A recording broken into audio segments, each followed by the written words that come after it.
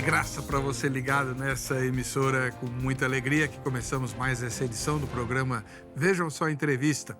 Toda sexta-feira, querendo o Senhor, estamos aqui entrevistando alguém que para nos ajudar a entender a fé, a palavra de Deus e como caminhar pela fé obedecendo a palavra de Deus.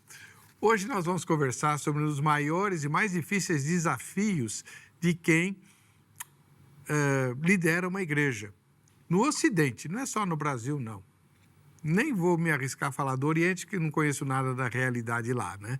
Mas como no século XXI manter jovens da chamada geração Z ou os que vierem depois interessados no Evangelho, com tantos atrativos, de uma maneira tão facilitada e acessível que o mundo oferece para diversão, prazer, lazer, distração.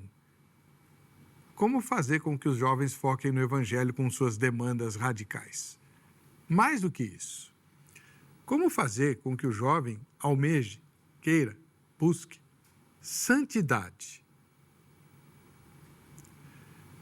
Você deve estar se perguntando, mas quem é que vai responder isso? Pois é.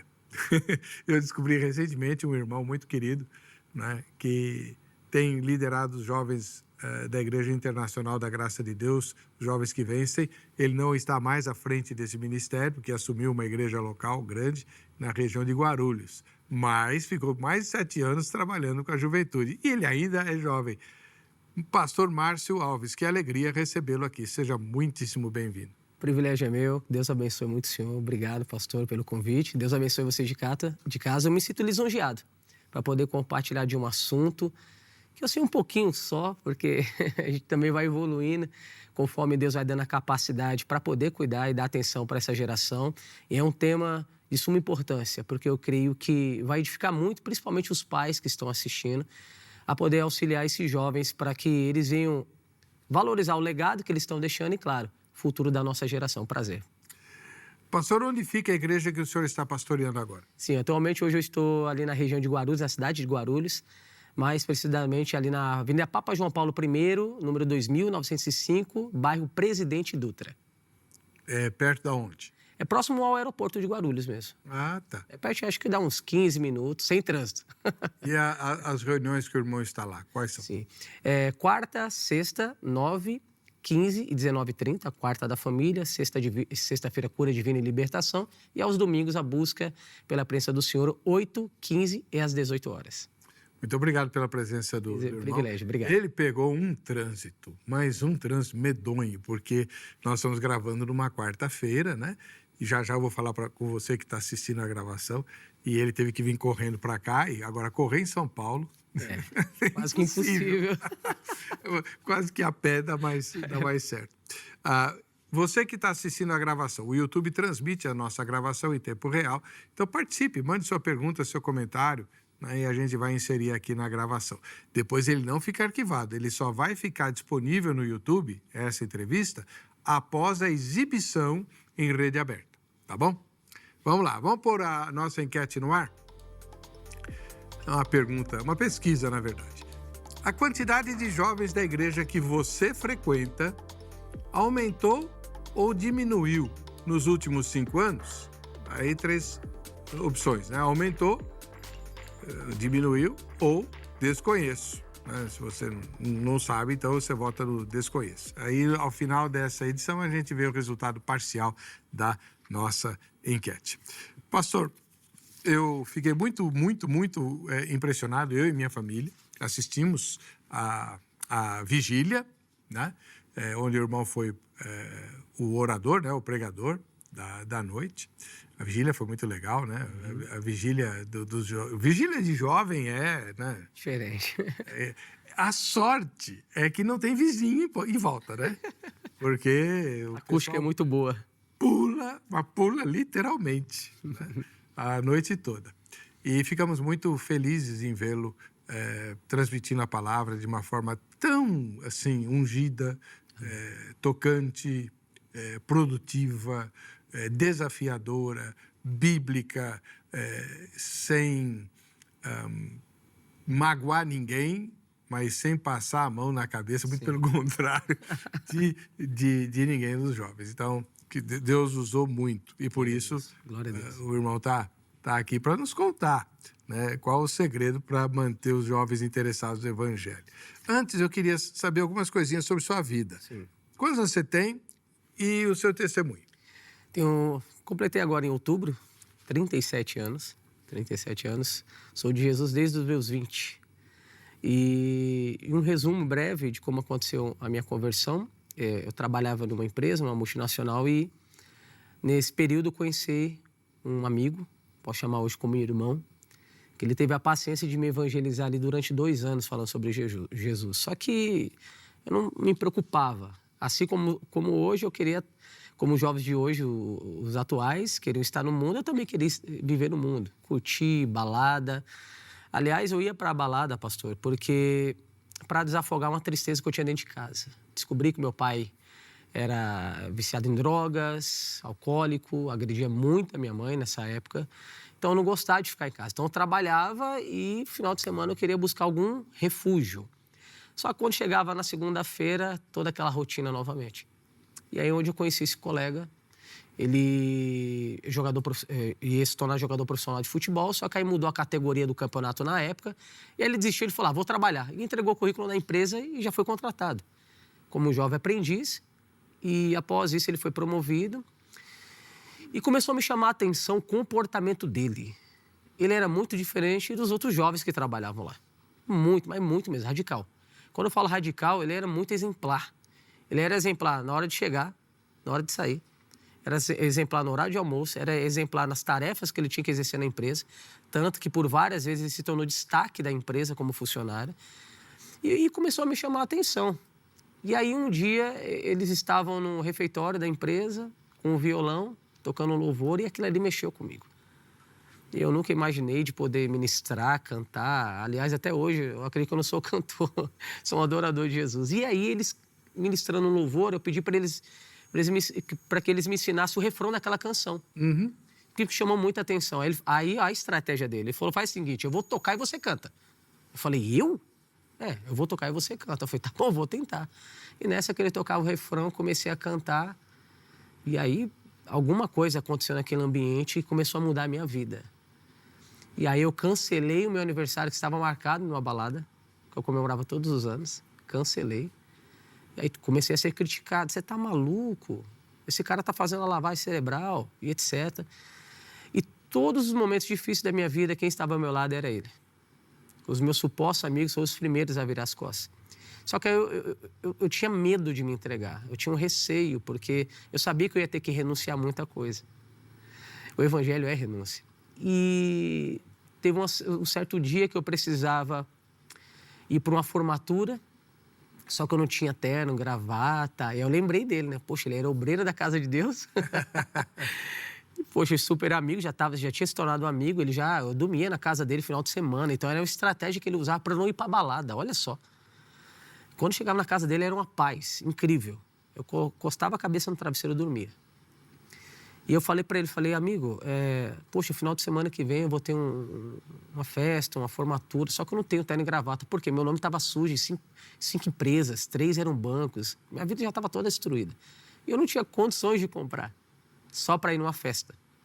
Ele falou, não, vem para cá, você dorme aqui em casa e aí você pega o terno, o sapato, a camisa, o que você quiser. Eu falei, beleza. E aí, pastor Ebel, o que aconteceu? E nós trabalhávamos na mesma empresa, só que o horário diferente. Ele trabalhava no período da manhã, no turno da manhã, no turno da tarde para a noite. E ele falou, Márcio, quando for amanhã, você sai 11 horas da manhã e você chega lá na empresa tranquilo. Eu falei, beleza. E ele saiu pela manhã. Assim que ele saiu, eu comecei a passar mal. E vomitando, sem entender o que estava acontecendo. Chegou uma hora que eu vomitei tanto, pastor, que saiu o suco gástrico do estômago. Quando foi por volta das 18 horas, ele chegou. Desesperado, Márcio, o que está acontecendo? Está todo mundo desesperado atrás de você. Eu estava literalmente no corredor do apartamento dele, deitado. Eu estava sem forças, não tinha força. E naquela época não tinha o celular que nós temos hoje, era aquele tijolão, sabe? Joguinho da cobrinha. E o telefone da casa dele estava sem linha. Nossa, aí ele pegou desesperado, levou no hospital do convênio. Chegou lá, fizeram os exames, a bateria de exames e descobriram que a apêndice Estava com apêndice e estava quase estourando. E na transferência de um hospital para o outro, estava na ambulância, estava eu, ele, mais duas enfermeiras. E ali na hora o Senhor Deus falou com o coração dele. Falou, se ele morrer agora, a culpa é sua. Porque você está 2 anos evangelizando a ele, até agora você não pregou de verdade sobre mim. Ele só está te acompanhando pelo exemplo. Uhum. E aí, ali ele pregou, falou sobre a salvação, aceitei o plano da salvação, passei pelo processo cirúrgico e graças a Deus deu tudo certo. Tanto que o médico depois perguntou, quem é que está com você? Eu falei, um amigo meu.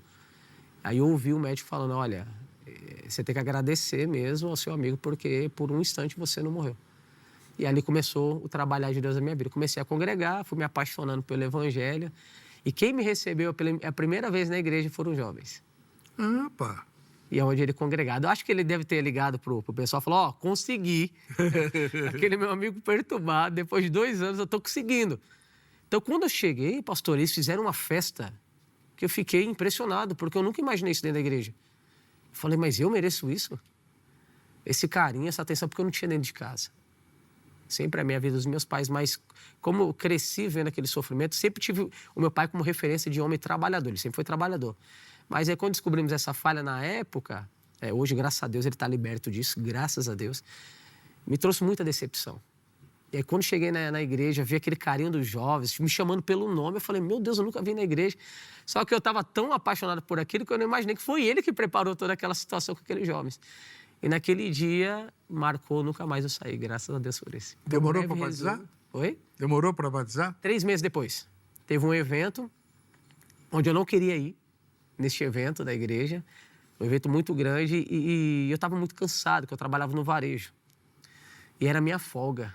E aí ele me ligou, ô Márcio, você não vai vir no evento? Eu falei, não, eu estou cansado. Aí ele falou assim, Márcio, aí ele foi usado mais uma vez por Deus, ele falou assim, Márcio, todas as vezes que você precisou, eu sempre estive ao seu lado. E no dia que eu quero que você participe comigo, você não vai estar? Eu falei, tá bom, eu vou. Eu fui, participei do evento e no final da reunião teve o apelo para descer as águas. Teve um curso sobre o batismo, né, uma preparação para entender o que era o batismo. E eu estava meio assim, receoso ainda para tomar aquela decisão. Aí o pastor fez uma pergunta, ele falou, tá, se você morrer hoje, para onde você vai? E aquilo ali mexeu muito comigo. Falei, então eu quero. E ali eu desci as águas. O tema morte cerca a tua conversão, decisão para o batismo. E aí marcou, fui me apaixonando pela igreja, claro, principalmente por Jesus, aquele ambiente, fui me envolvendo com a juventude, até que um dia fui levantado como obreiro, pastor auxiliar.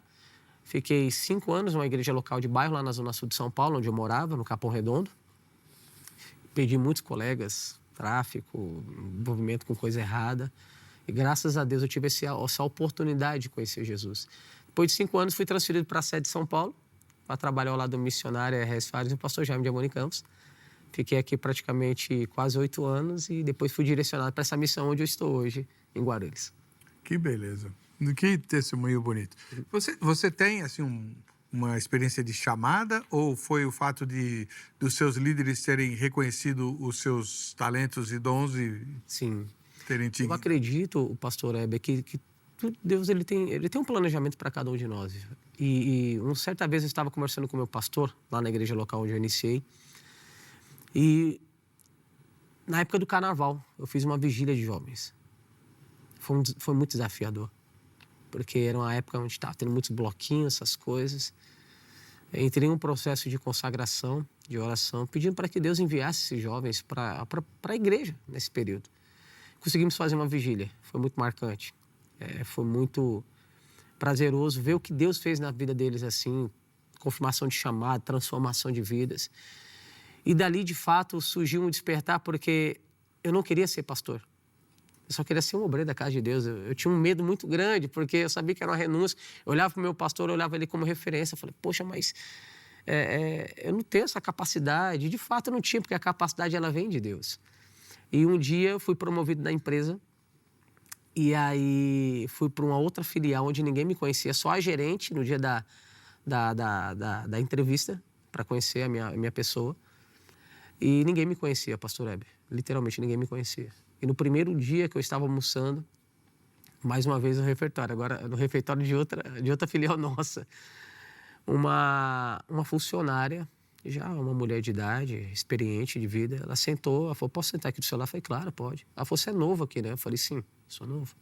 Fui promovido, eu estava em tal filial. Ela falou assim, você é cristão? Eu falei, sou. Aí eu já meio que travei na hora, assim, né? Ela falou, olha, você sabe que Deus ele tem um chamado para você, né? Ah, pastor, eu não aguentei. Aí já deixei de comer, a lágrima desceu. Falei, meu Deus, até aqui. Ela falou, olha, eu vou te provar que Deus está te chamando para o ministério de pastora, para cuidar de ovelhas. E eu tenho um filho que é do seu ministério. Eu falei, mas como assim? E que ministério que eu sou? E ela falou o nome dele e ele era pastor na Zona Leste de São Paulo. Ah, aquilo ali me marcou. Eu falei, mas você me conhece onde? Ela falou, não te conheço. Estou te conhecendo agora. Mas sou uma mulher de Deus e Deus pediu para falar isso contigo porque você está fugindo e não adianta você fugir. Deus está te chamando. Então, você vai ser preparado aqui, você vai cuidar de pessoas. Porque nessa promoção aí eu fui, de fato, cuidar de pessoas. Cuidei de pessoas do departamento financeiro durante 2 anos. E eu acredito que ali eu fui lapidado, fui treinado pelos meus gestores para depois cuidar da obra de Deus. Porque se o senhor for analisar, em nenhum momento Jesus chamou um desocupado. Olha lá os discípulos dele, né? Não chamou um desocupado. E aí eu me encaixei naquela pregação de Jesus, falou assim, ó, a partir de hoje vocês não vão ser mais pescadores de peixe, mas sim pescadores de homens. E eu me enquadrei nisso. E Deus ainda fez uma empresa pagar salário para você ser treinado para trabalhar na... Exatamente, exatamente. Então, assim, ali teve as confirmações, claro que Deus já tratava comigo através da palavra, das pregações, das orações, mas eu confesso que eu fiz uma resistência, porque eu tinha esse temor. Falei, meu Deus, é uma decisão muito séria. Se eu entrar para fazer a tua obra e me lançar, eu não posso colocar a mão no arado e olhar para trás. Eu tenho que ser fiel no chamado que o Senhor está me concedendo. E graças a Deus, estamos sendo fiéis à chamada que Deus nos concedeu e vidas estão sendo impactadas. Vidas estão sendo impactadas. E vidas numa época do mundo, assim, extremamente complicada, né? Muito difícil, em que porque o evangelho não muda, a Bíblia não muda, a palavra de Deus não muda, Deus não muda, os valores do reino são bastante radicais e perpétuos, mas a nossa cultura é fluida, né? Todos os nossos relacionamentos são... Sempre está oscilando. Extremamente instáveis, a cultura é absolutamente instável, nada é definitivo, mas o evangelho continua sendo o mesmo. Como fazer com que os jovens que nasceram nesse rebuliço se interessem pelo evangelho, pastor? Ótima pergunta. E eu acredito que... Eu estava até estudando sobre isso. O Paulo, ele nos ensina um pouco sobre isso. Quando, lá no famoso, a primeira carta de Paulo aos Coríntios, capítulo 3, que ele fala ali sobre o amor, né? É interessante quando ele chega na parte, quando ele diz assim, quando eu era menino, falava como menino, sentia como menino, discorria como menino, mas logo que cheguei a ser homem, acabei com as coisas de menino. E aqui, parece que está até fora de contexto, mas não está. Para a gente descobrir o verdadeiro sentido do significado do amor, nós precisamos amadurecer. E eu acredito, pastor Heber, que eu não quero jogar culpa em ninguém, misericórdia, jamais. Mas os pais, eles precisam também despertar sobre isso. Ensinar os filhos sobre a maturidade. Esses dias eu estava assistindo um filme que foi épico na minha infância. E aí depois ele foi atualizando, deixando a identidade visual mais atual, mas sobre o Rei Leão. E eu estava assistindo ali com os meus filhos, com a Isadora e com o Isaac, são bebezinhos ainda, e a Isadora já mais esperta quanto a isso. E eu fiquei meditando sobre algo. Ali naquele desenho fala do protagonista principal, que é o Simba. E aí ele perde o pai dele, o tio dele acaba armando uma cilada ali, consegue destruir o pai dele e joga a culpa para ele. E aí ele sai daquele ambiente dele, muito triste. E aí ele conhece aqueles 2 amigos famosos, Timão e Pumba. Que tem até aquela musiquinha, né? Isso é viver, Timão e Pumba. E ali, em alto resumo, eles ensinam ele a aproveitar a vida. Se for analisar isso, é que o mundo está oferecendo. E a igreja precisa confrontar isso, porque o mundo está ensinando, o jovem fala o quê? Aproveita a vida, a sua vida é única. Não tem problema você beijar, não tem problema você se prostituir, drogar. Vai, vive a vida. E aí até que, do nada, o filme acelera. E aí ele já está aquele jovem meio que adulto já, e ele volta lá para o ambiente natural dele, para o habitat natural, e ele encontra um macaco. O macaco hoje eu posso dizer como se fosse os nossos os pastores jovens. Esse macaco ele pega um cajado Porque o Simba ele se sente culpado, ele dá uma cajadada na cabeça dele, no desenho. Porque ele fica se lamentando muito que ele é o culpado, porque o tio dele lá atrás implementou isso na cabeça dele. E aí ele fala assim, não, você não foi destruído. Você nasceu para reinar, você foi gerado para reinar, Simba. E aí leva ele até um lago, um suposto lago, e aí ele faz ele enxergar naquele lago o seu rosto. E aí mostra a autoridade que ele tem. Ele já não é mais aquele leãozinho Simba. Agora, de fato, ele é o Rei Leão. Aquele macaco líder, ele ensina ele a enxergar o verdadeiro espelho da realidade dele, da identidade dele. Que ele foi gerado para dominar, foi gerado para liderar. Então, o senhor percebe que teve alguém ali ensinando sobre a maturidade. Você não é mais menino. Você agora está sendo preparado para ser um líder, para assumir o legado do seu pai. Por mais que no meu próprio ambiente familiar eu tive essas dificuldades com meu pai, mas uma coisa que meu pai sempre ensinou, desde pequeno, que eu trabalhava com ele desde os 14 anos, a ser homem, trabalhar e sustentar minha família. Mesmo ele tendo as falhas, ele reconhece, pediu perdão para a família, mas ele deixou claro para mim, segue esse exemplo. E aqui quando eu vejo esse caso do Paulo mostrando que ele saiu da fase de menino e ele se tornou um homem, todo mundo vai passar por essa fase. Só que o detalhe não está falando só do homem, força, músculo, braçal, está falando da nossa maturidade espiritual. E nós, como pastores, líderes, tem líderes de jovens assistindo, e a família desses jovens, nós temos a responsabilidade de ensinar o caminho dessa maturidade. Claro que tem coisas que eles vão aprender com a vida, não tem como. Eles vão crescendo, vão ter que trabalhar, vão ter que estudar. Só que o que muito me preocupa é que hoje existem muitas informações que está acabando com a mentalidade dos nossos jovens. Eles conseguem hoje ter acesso a séries que destroem a espiritualidade deles, que incentivam eles a fazerem coisas erradas. E nós temos um papel muito grande de ensinar, de confrontar isso através do Evangelho. Mostrar o que Jesus tem para a nossa geração. E Jesus deixou isso descrito na palavra dele há mais de 2000 anos atrás. Qual que é o caminho dessa maturidade? Qual que é o caminho da santidade? O caminho é estreito, a porta ela é apertada, mas tem que ter alguém guiando e ensinando esses jovens para que eles não venham se perder no futuro. Pastor Heber, eu estava vendo uma pesquisa que mexeu muito comigo. Hoje, em média, 70% dos divórcios que existem na nossa geração são de cristãos e jovens. Quantos? 70%. Isso mexe muito porque a maioria é jovem. Veja que eles estão querendo assumir um papel de liderar a casa, que eu até falei na vigília, que eles não têm ainda nem o papel de cuidar deles mesmos. Como é que eu vou sair da minha casa? Como é que eu vou também tirar a moça da casa dela, sendo que eu não tenho nem maturidade para dar pelo menos o mínimo que ela tem de condição lá? E aí os pais estão aceitando isso. Como se fosse normal. Pastor, eu já atendi caso, pastor, assim que eu chorava. Pastor, eu tenho que liberar, né, minha filha de 13 anos para namorar, porque se eu não fizer isso, ela vai fazer escondido. Tá errado. Tá errado. Então, pastor, aí o irmão está tocando numa área muito complicada, Sim. muito complicada. E aí, talvez quem seja da... Você não vai entender o que eu vou falar, mas quem é da minha geração vai entender. Assim, a gente fica estarrecido com o que vê. Sim.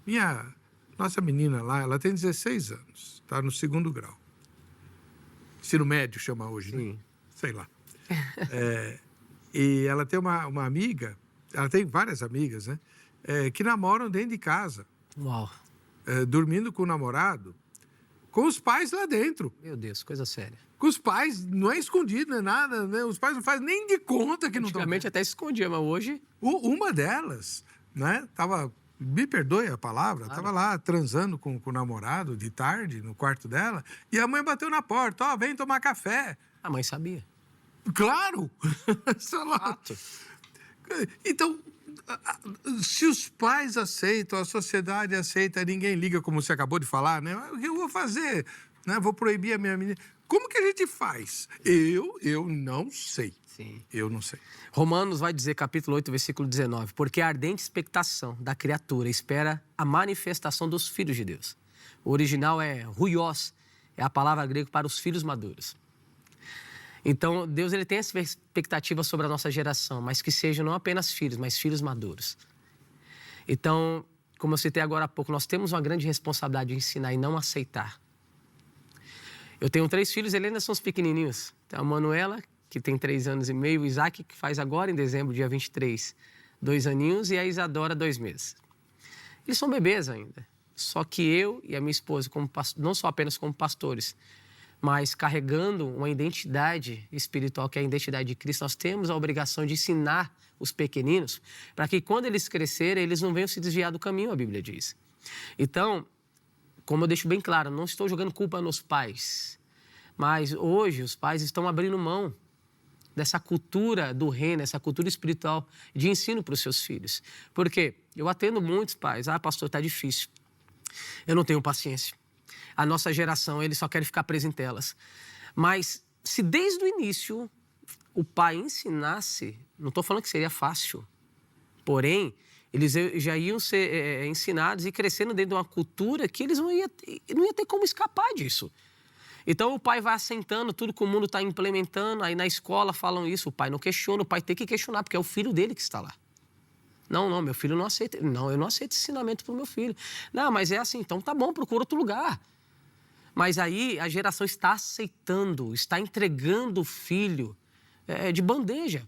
O pastor Jaime, aqui da nossa igreja, ele fala algo que é muito importante.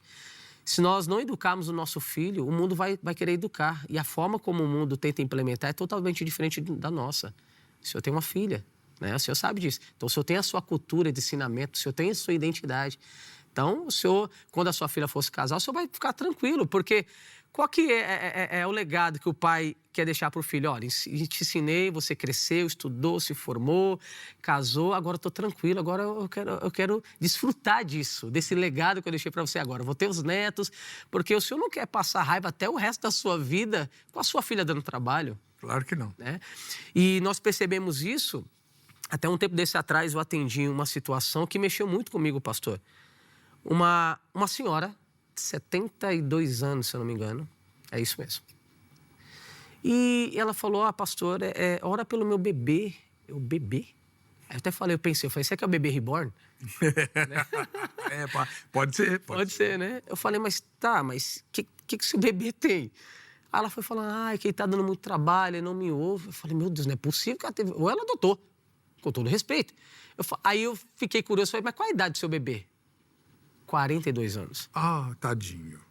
Eu falei, não. Eu falei, seu filho merece uma peia. Que nem meu pai me ensinou. Eu falei, a senhora tá errada. E ela trata ele dessa forma, bebezinho, desde quando ele nasceu. E aí o que acontece? É um filho mimado, não trabalha, quer tudo na mesa. Entendeu? E quem sofre é ela. Aí eu fiquei pensando, eu falei, senhora, e se a senhora falecer hoje? Quem que vai cuidar do seu bebê? Eu não estou querendo culpá-la, mas ela aceitou isso. Ela preferiu tratar ele até os 42 como um bebê. E ele não é doente. Ele tem consciência do que está fazendo. Desfruta do benefício que a mãe tem, que a mãe recebe. Então, assim, você vê que, até espiritualmente falando, o maligno dominou até a mente dele. Falou, não, eu estou bem acomodado, minha mãe está lá, quando ela falecer, ela vai deixar algo para mim. Então, assim, tem uma parcela de culpa, sim. Tem, claro. Pais, entendeu? Então, assim, quando a Bíblia fala dessa expectação que a criatura ela está aguardando, é de fato dos filhos de Deus, é dos filhos maduros. Então, nós precisamos ensinar os nossos jovens a ser maduros. E não já ter um relacionamento com 15 anos, 14 anos. Não sou contra que está fazendo isso, só que ainda o cérebro não está formado para essas coisas. Você não é contra, mas eu sou. Está estudando. Poxa, qual a expectativa de vida que esse jovem tem? Cara, você quer estudar, você quer se formar, qual que é o seu sonho? Eu sempre estou brincando com a minha filhinha. Ô, Manuela, você quer ser o quê? Aí, do nada, quer ser médico. Aí, do nada, quer cuidar de criança. Beleza, já estou tentando gerar isso na mente dela. Que ela vai ter que trabalhar para conquistar isso. Que eu, como pai, minha esposa como mãe, vai auxiliá-la até quando puder. Claro, se um dia ela decidir viver da obra, não sei, se ela tiver o chamado para fazer alguma coisa, ok. Se for casar com alguém que faça a obra, ok. Mas a minha função como pai é ensinar tanto o caminho das Sagradas Escrituras como o caminho natural que ela vai ter que vivenciar, que não tem como ela escapar. Tá joia, pastor. Tá bem claro. Manter o jovem interessado no evangelho é desde bebê. Ok. Não o bebê dos 42 anos. Sim. Desde que o bebê ele é reborn também. E muitos pais atrasam essa preocupação. E aí a gente tem visto o que tem acontecido. Porém, a maioria esmagadora dos jovens que o irmão liderou no JQV e que o irmão conhece das igrejas, não só da Igreja da Graça, mas de tudo quanto é denominação brasileira, não tiveram essa experiência. Sim. Como ganhá-los? Porque eu desafio você, se você não assistiu, entra no YouTube, você vai procurar lá Don't Stop. Joga lá no YouTube, Don't Stop, São Paulo. E você vai ver vídeos dos eventos que essa juventude da Igreja da Graça tem promovido aqui na capital paulista. Então, você conhece milhares de jovens, né? Eu lembro que na vigília você reconhecia os líderes Foi. por nome, tudo isso. Tudo nos impressionou bastante. Você se enfronhou nisso. E a maioria esmagadora desses jovens não teve um lar tão bonito como o teu. Né? Pelo contrário, né? A impressão que tinha, principalmente quando você chamou quem queria se reconciliar com Deus e foi aquela maré de pessoas à frente do púlpito, são os jovens que estão envolvidos com as artimanhas do mal. Como manter esse pessoal na igreja? Como atraí-los com o evangelho? Você mesmo disse no seu testemunho, pelo menos 2 vezes, que você tinha medo de se ligar com Jesus porque ia ter que fazer renúncia. E aí? Eu tenho um conceito sobre isso. Nós precisamos ensinar a cosmovisão bíblica para eles. Temos que trazer essa cultura para eles. Como que você convence os jovens a ler a Bíblia? Por quê? Eu tenho visto isso com a nossa menina. Certo. 16 anos ela tem. Não leem absoluta e rigorosamente nada porque elas pedem para o ChatGPT fazer o resumo. É sério. Eu vou contar um caso aqui que é de abismar. Deixar de boca aberta. Acendeu uma luzinha no painel do carro, aquela referente à proteção, né? Quando você bate o carro, estoura um... Sim. Esqueci o nome do negócio lá. Airbag. Do airbag. Acendeu a luzinha do airbag. Falei, eu vou ter que trocar os airbags, não sei o quê, papapá. Aí eu queria achar o manual do proprietário para ler se aquela luzinha realmente era... E no fim não era, né? Ela falou assim, imagina, que ler manual nada, né? Fala pro ChatGPT resumir o manual. Complicado. Então, e aí como é que você faz esse povo ler Bíblia? Bíblia! Sim. Espera um pouquinho, você vai responder isso depois do intervalo, tá? Não sai daí.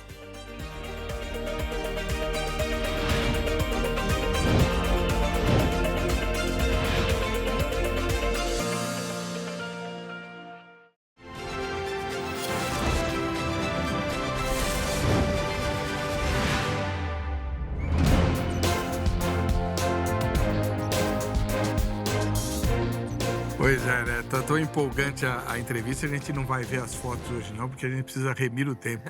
Ótimo. Mandaram as seguintes mensagens. O Elias Dias mandou a seguinte mensagem. Bom dia, irmãos, assistindo aqui da Inglaterra. Glória. E aprendendo. Abraço. Valeu, Elias. Beta Rodrigues. Muita bagunça, muito show e bem pouca espiritualidade e retidão. Quando se tinha rigidez, as igrejas eram bem mais cheias de jovens e crianças. Tá vendo? Só não sei que rigidez ela está falando aqui, mas tudo bem, né? Maria José mandou a seguinte mensagem. Meu Deus, é forte o seu testemunho. Amém, Jesus, glória a Deus. Obrigado, gente. Quem quiser participar, manda aí a mensagem que a gente põe no ar. E aí, eu te fiz uma pergunta muito complicada. O ChatGPT faz parte da inteligência artificial. O nome já diz, inteligência artificial. Vai ter falhas, não é nada concreto e eu já conheci alguns casos que bugaram a independência da inteligência artificial. E como eu estava citando para o senhor, nós temos essa missão de ensinar. O exemplo arrasta, não adianta. Esses dias eu estava fazendo uma oração de madrugada por um propósito com a igreja e eu tenho incentivado a igreja sobre isso. Então, tem que ser exemplo. E aí, olha que forte, pastor. Eu orei orando, dobrei os joelhos na sala e a minha filha, ela já consegue tranquilo descer da cama dela, sair, vai para o quarto. Quando eu terminei a oração, ela estava do meu lado de joelhos. Uau! Isso me quebrou. Aí chegou o momento da oração, não sabia se eu estava chorando mais porque é por causa da presença de Deus ou por causa daquilo que eu estava vendo do meu lado. Então, um exemplo arrasta. Então, não adianta só apenas cobrar. Então, se eu ensinar a minha filha a orar e mostrar para ela os benefícios que a oração ela causa, eu creio que ela vai crescer no caminho certo. Mas claro é que o poder de decisão vai estar com ela. E eu, como pai, tenho essa missão de cobri-la em oração, de intercessão. E até falando um pouquinho sobre aquela pesquisa que eu falei para o senhor que eu fui fazer, olha os benefícios que a meditação e a oração traz para o cristão. A leitura bíblica juntamente com a oração, uma vez por semana, o impacto é muito pequeno. 2 vezes, aumenta um pouquinho. 3 vezes por semana acontece algo, já começa a mexer no mundo espiritual. 4 vezes por semana já acontece algo de forma exponencial, algo radical na vida do cristão. Cai em 30% o sentimento de solidão, a raiva cai em 32%, a amargura nos relacionamentos, se envolve família ou não, em 40%, alcoolismo, 57%, estagnação, em 60%, e a pornografia, 61%. Estou falando se a pessoa tiver uma vida de oração pelo menos 4 vezes por semana e a meditação. E quais são os... Além, para mim isso aqui já é um benefício muito grande. Lógico. Mas o que tem de acréscimo nisso? A fé aumenta em 200%. E o discipulado, 230%. Então nós temos que... Não adianta, a gente está lidando com a geração que vai pesquisar. E nós temos que também ter base, de trazer para ela o porquê que ela tem que fazer aquilo. Claro, envolve a salvação, sim, mas quais serão os benefícios? Quais serão os resultados? Eu vi a irmã falando sobre a rigidez, talvez ela está dizendo o quê? Que era pregado mesmo, sem passar a mão na cabeça e não ficava enrolando a geração. Então, eu acredito que foi feita uma geração muito mais sólida, porque a verdade era pregada. E aí, quando os púlpitos começam a trocar a verdade pela realidade que o jovem está enfrentando, começa a inserir ele ainda mais no campo eletrônico, tecnológico que ele está vivendo e natural, a gente vai perder essa geração. A palavra de Deus, ela não muda. A Bíblia diz, eu, Senhor, não mudo. O Senhor continua sendo o mesmo ontem, hoje será eternamente. O Evangelho tem que ser pregado, tem que ser ensinado. Às vezes nós nos cansamos. O Senhor, talvez algum dia na sua vida o Senhor já cansou. Claro. Mas a Bíblia diz que é Deus que nos renova. Então, juntamente com esse renovo que Deus está derramando sobre nós, eu acredito que vem a força e a capacidade de continuar ensinando essa geração, que eu ainda acredito que tem esperança, sim. Tem esperança para a árvore plantada junto ao ribeiro. Então, essa árvore tem que ser inserida ali junto àquele ribeiro de águas correntes, que é a palavra de Deus. Então, nós temos essa missão, você que está acompanhando em casa, pela internet, não pare, não desista. Eu sei que não é fácil, mas a sua entrega, a sua dedicação, o seu exemplo vai ajudar com que o seu jovem, o seu filho, o seu neto, o seu irmão, o seu primo, enfim, ele vinha ter um momento desse, um encontro com Jesus, assim como eu tive. Eu não queria, eu resisti, até que teve um momento que Deus preparou uma situação que eu tive que aceitar esse plano original, o Evangelho, e foi a melhor decisão que eu tomei na minha vida, foi ter entregue a minha vida para Jesus. Pastor, e o jovem que cresceu na igreja sem tantas proteções, né, como o irmão tem destacado aqui, e que agora se sente muito atraído pelo mundo, na escola ele vai encontrar outros crentes que também não têm vida, não têm vida com Deus, né? Vai encontrar todas as ideologias aí à disposição, inclusive aquelas que alertam que a Bíblia precisa ser reescrita, né? Ou que ela foi mal interpretada, mal traduzida, etc. E até mesmo aqueles que vão um pouquinho mais longe. Não interessa se a Bíblia diz ou não diz, eu quero experimentar e depois eu volto. Exato. Se for o caso, depois eu volto. Exato. Eu quero incentivar aqueles jovens que estão firmes, para que eles tenham a ousadia e a intrepidez de ganhar essas almas. Como o teu amigo. Exatamente. Pode ver, pastor Heber, que ele me ganhou sem palavras. Está parecendo aquela palavra onde a Bíblia diz que a mulher vai ganhar o marido sem palavras. Ele foi um jovem que me ganhou para Jesus sem palavras, só com o exemplo dele.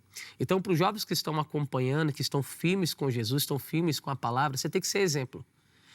Eu tenho achado muito interessante alguns movimentos que estão acontecendo nas faculdades aqui no Brasil. Realmente. Uau, é muito forte. Eu tenho jovens da minha igreja que participam em faculdades, fazem seu curso superior e tem células lá dentro. Sim. Tem jovens... Apesar da perseguição. Exato. Mas aí está no caminho correto. Que por causa do amor de Jesus nós seremos perseguidos. Então é que eles estão fazendo coisa correta. Então eles estão se esforçando para ser exemplo. Estão se esforçando para levar a palavra. Estão se esforçando para levar o reino de Deus.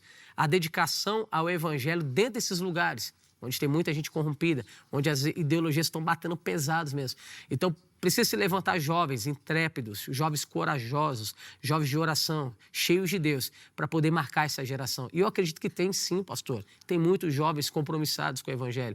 Então, assim, esses que estão reclamando, que querem viver a sua vida, está parecendo um Simba, que nem eu comentei aqui, você se prepara, Deus vai colocar algum jovem ousado no seu caminho, vai te dar uma cajadada na sua cabeça para você poder olhar para aquela água e ver o teu rosto como um líder espiritual no futuro. Você tem que olhar para o espelho é a palavra. Mas precisa de alguém que pregue.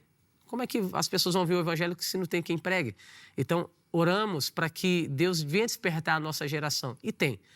Assim como na minha igreja tem, na sua igreja local, pastor, você que está assistindo, creio que na igreja do Senhor tem esses jovens que têm o desejo de fazer a obra, que têm o desejo de ganhar almas.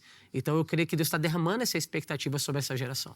Quando você prega para jovens, você chama pecado de pecado? Às vezes sim, às vezes não.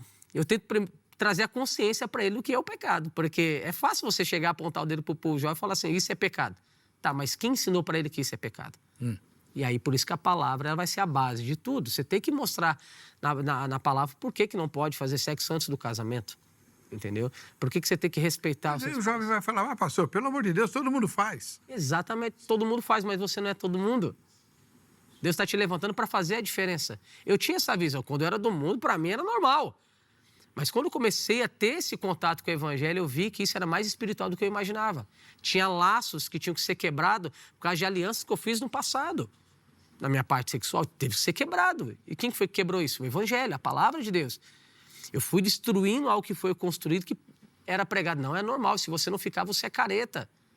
E se não tomar cuidado, pastor, é como o senhor falou hoje, existe até esses enviados por Satanás que distorcem a palavra. Estão parecendo o próprio diabo lá no deserto tentando distorcer a palavra com Jesus, mas Jesus estava tão ligado que ele não caiu naquela cilada.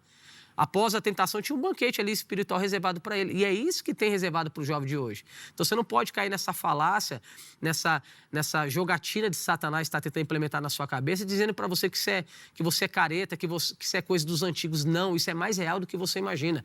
É muito mais real o Evangelho do que o ar que você respira. Não vale a pena você se entregar. Pecado é pecado e ponto, acabou. E você quer aprender sobre isso? Procura uma igreja bíblica. Se você não congrega em nenhum ministério, procure uma igreja que fala da palavra, que é séria, que respeita os princípios, você vê. Aí daqui a pouco vai abrir uma porta para você que você, poxa, a melhor decisão que eu fiz foi isso. Ontem eu recebi um testemunho de um irmão que teve a vida transformada. Ele falou, se eu soubesse que o Evangelho era tão bom, eu teria aceitado Jesus há muito tempo atrás. Olha isso. Muito forte. Então, é abrir o coração para a palavra e eu oro para que Deus continue a levantar uma geração que vai sacudir. Eu não sei se é a nossa última geração ou não, só sei que uma coisa eu posso falar, Jesus não vai voltar, ele já está voltando. E você sente falta do JQV? Olha, claro que a gente tem que avançar, né? Mas de vez em quando bate uma saudade. Quando eu subi ali no altar para participar da vigília, passou um retrospecto ali, que vivemos momentos de cuidado, momento de dor, de alegria. E eu falar um negócio para o senhor, eu amadureci muito depois que eu participei dos jovens. Muito, muito. A gente tem 3 minutinhos ou 2. Rápido. Por favor, pastor. E o jovem que já foi até onde não devia, a menina que teve neném aos 14, 15 anos. Tem esperança para esse povo? Tem. A Bíblia diz que Jesus ele se depara com a mulher pega no ato adulterando. E ali aquelas pessoas tentando achar Jesus, um motivo para poder condenar Jesus, elas não estão nem ligadas para ela. E aí Jesus falou, aquele que não tem pecado seja o primeiro a tirar a pedra. E não ficou ninguém. E ali eu entendi porque eles estavam presos na lei de Moisés ainda. A lei de Moisés foi escrita em pedras. Eles estavam com a própria lei na mão para poder condenar Jesus, principalmente aquela mulher. E aí quando eles saíram fora, Jesus falou, cadê os teus acusadores? Não ficou nenhum, então quem sou eu para te condenar? Vai e não peques mais. Então há esperança para você, não importa o que você fez. Se você abrir o coração para Jesus hoje, se entregar, se arrepender dos seus pecados, Deus tem um recomeço, uma nova história para você hoje, em nome de Jesus, eu creio. E acima de tudo, né, pastor, uma coisa que ficou muito patente na vigília é a unção do Espírito, né? Amém. Não é só palavra. Sim. Com o Espírito Santo, a palavra ganha vida. Sim. E vira espada que penetra e destrói as fortalezas que o diabo tem tentado levantar. Sim. Eu fiquei muito feliz pela transformação de muitos jovens ali. Então eu saí dali mais renovado do que eles. Porque, não só por causa de jovem, mas ali eu vi um olhar de esperança. Sabia que aqueles jovens poderiam sair daquela vigília preparado para poder fazer a diferença. Amém. Conversamos aqui e haverá muitas outras ocasiões em que o pastor Márcio vai voltar, né? Pastor Márcio Alves, da Igreja Internacional da Graça de Deus. Dá de novo o endereço da sua igreja, pastor? Avenida Papa João Paulo I, número 2905, bairro Presidente Dutra, Guarulhos. Guarulhos, na Grande São Paulo. Isso. Muito obrigado. Vamos ver o resultado parcial da nossa enquete? A quantidade de jovens da igreja que você frequenta aumentou ou diminuiu nos últimos 5 anos? 30% aumentou, 58% diminuiu.